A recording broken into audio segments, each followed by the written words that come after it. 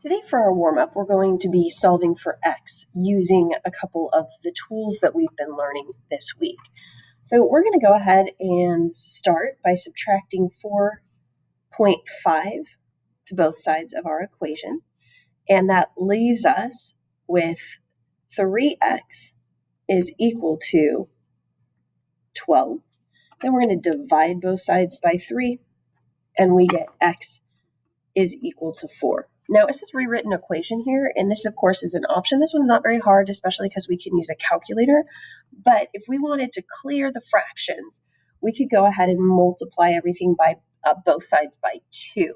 I don't think that this would make this problem easier, though, so we probably wouldn't do that. But in case you did, that would be 6x plus 9 is equal to 33.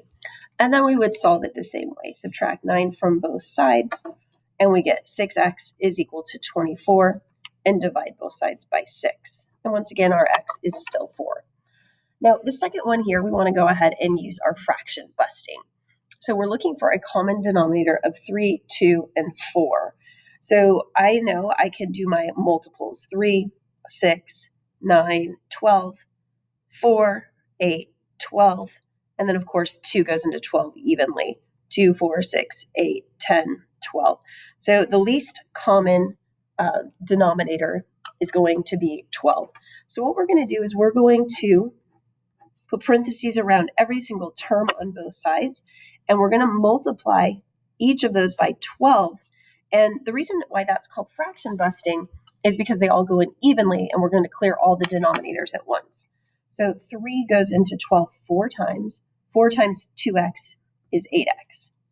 2 goes into 12 6 times. 6 times 1 is 6. That's going to be minus 6. 4 goes into 12 3 times, and 3 times x is 3x. 3 goes into 12 4 times. 4 times 1 is 4.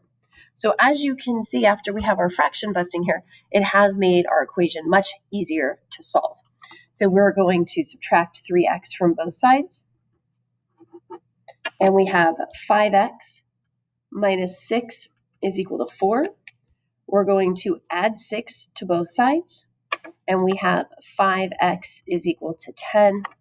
Divide both sides by 5. And our final answer is x is equal to 2. Okay?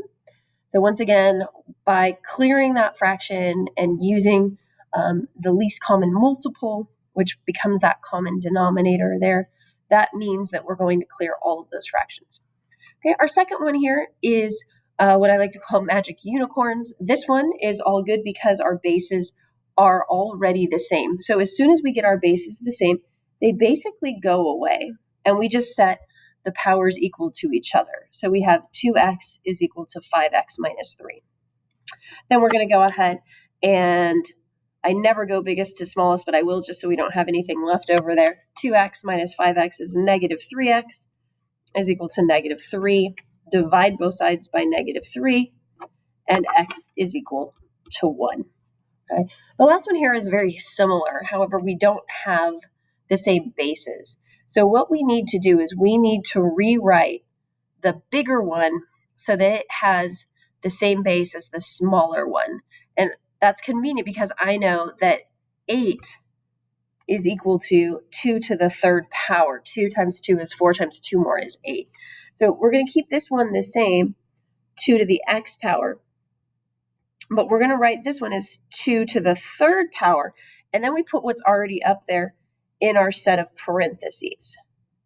Okay, so once again, now we're ready for magic unicorn because they are the same base. So these go away. And what we have left is x is equal to 3x times the quantity x plus 4.